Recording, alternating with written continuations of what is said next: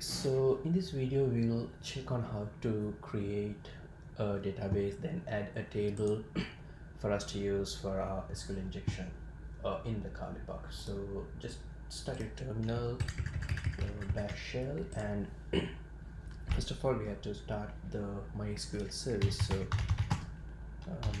this is the command to start the MySQL service. Now it's running, and then we jump into the MySQL. So let's use sudo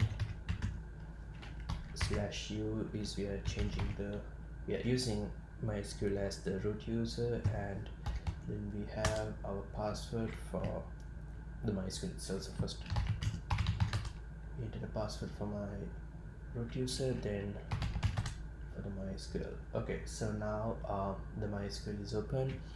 So first of all, we'll check what the databases are that's already created. So here you can see this the grad proj db which I created for the SQL injection. So I'll just leave it as it is, and I'll show you how to create a new database and then a new table and then add values into that. So to create a new database, you use the command create, then database, and then just give a random name for the database. So I'll just say skanda_db. So it says it's successful. We'll just run the previous command to show the databases, and there it is. So now to create a table we have to go into the database. So use skanda_db. Sorry. Okay, now you see the database just changed to the one we created, and now let's see if there are any tables. No, it's empty, as it's obvious. So we'll create a table. Create table will say it's about the international students or student date table, and then we'll create just two columns. We'll use the first one as the stu name, and the type is varchar 12. This means that the student name might consist of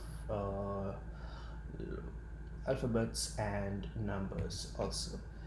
And then we'll give the second column as student country, and the same data type, and finally a colon. Okay, so now let's see if this has been created. So we say show tables, and yes, we created a table.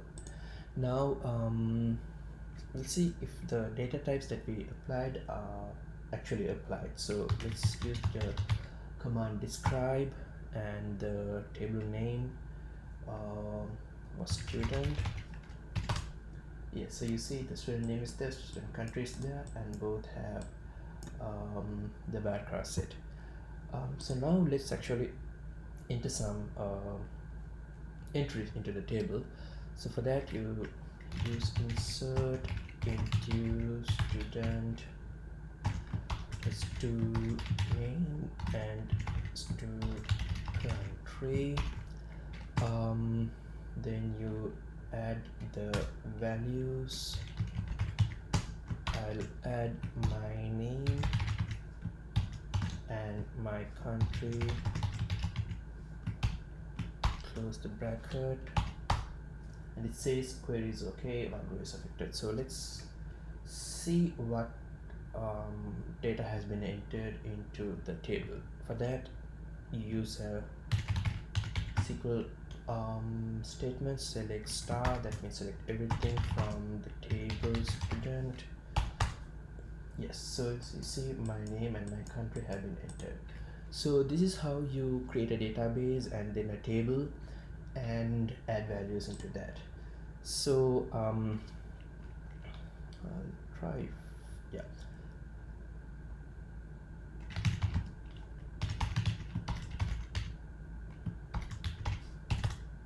So let's change into the the database that I used for the actual SQL injection part. That's a grad purge DB, and let's see what tables there are. Show tables. So you can see there is a table called users. Let's see what are the let's see what the structure of the table is. Describe users.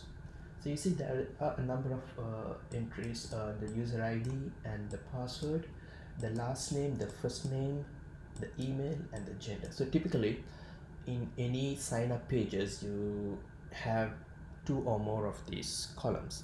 Definitely you'll have a user ID and a password column, and sometimes the websites might ask for additional information like the names, the emails, and the genders. So this is just a simple tip that I have used. You can even use the user ID as a primary key. You can set the defaults to not null and a bunch of other SQL things that you can do. So let's see what are the data that I have already entered in this. Yeah, so I already have two rows inserted, John and Anne. Their passwords are here. Well, it's not a good practice to show the passwords in plain text. It's just for demonstration, that's all, and a bunch of other information. So this is how you create a database and a table.